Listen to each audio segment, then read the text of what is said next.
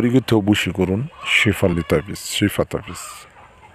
আজ উর্দু তাবিজ, উর্দু কিতাব থেকে তাবিজটি নকশাটা সংগ্রহ করা এবং খুব পরিচিত বশীকরণ শিফা তাবিজ। এবং আপনাদেরকে বলে দিই যে উর্দু কিতাব থেকে নেওয়া। আপনারা অনেক কিতাবে অনেক কিতাব থেকে আমি দিয়ে থাকি, বিদ্যা দিয়ে থাকি, এবং এই উর্দু কিতাবের কোনো ভুল এবং নাই। এটা পাওয়ারফুল কাজ, এটা 100%। এই পরিচিত বশীকরণ যে কোনো নারী বা পুরুষ অস্থির হয়ে আপনার কাছে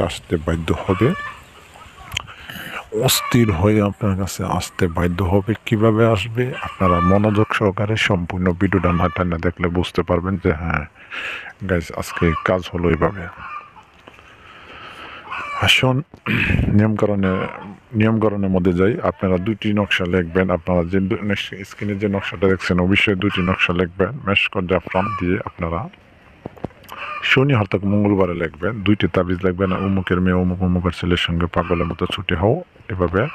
হ্যাঁ, মেয়ের ভাবে আর ছেলে হইলে ছেলের ভাবে। আপনারা এভাবে উদ্দেশ্য করে নিয়ে নকশাটা উল্লেখ করবেন। আর যদি মেয়ে হয়ে ছেলেরে করেন তাহলে অমুকের ছেলে অমুকের মেয়ের সঙ্গে পাগলের মতো ছুটি হও, এভাবে উদ্ধারণ করে নিতে হবে। কাজ করার পর আপনারা মনোযোগ সহকারে ডিফেন্সটা দেখবেন। তখন আপনারা যে দুটি নকশা লিখবেন রাত্রে।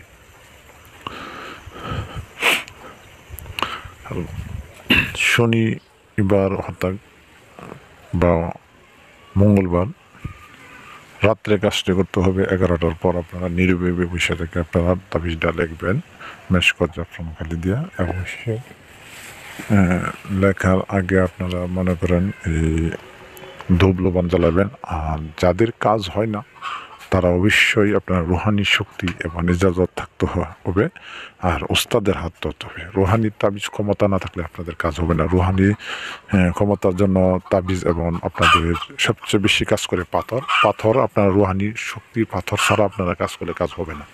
তখন আপনারা এই যে কোনো নকশা লিখবেন, ফুটফুট করে কাজ হবে। ওস্তাদের দোয়া আশীর্বাদ থাকতে হবে।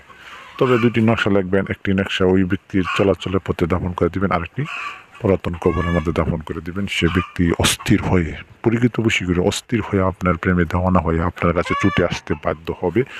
যারা নিয়ে তো আজকে নিয়ম কারণে এতটুক, যারা নিয়ে দেশ বিদেশ থেকে কাজ করাবেন, বশীকরণের কাজ করাবেন, আমার হোয়াটসঅ্যাপ নাম্বার নাম্বার দেওয়া আছে, যোগাযোগ করবেন যে কোনো জায়গা থেকে। এবং যদি ভিডিও ভালো লাগে লাইক শেয়ার এবং সাবস্ক্রাইব করতে বলবেন না। আমাদের ফেসবুক পেজটি ফলো করে দিয়ে পাশে থাকুন। ধন্যবাদ সবাইকে। আসসালামু আলাইকুম।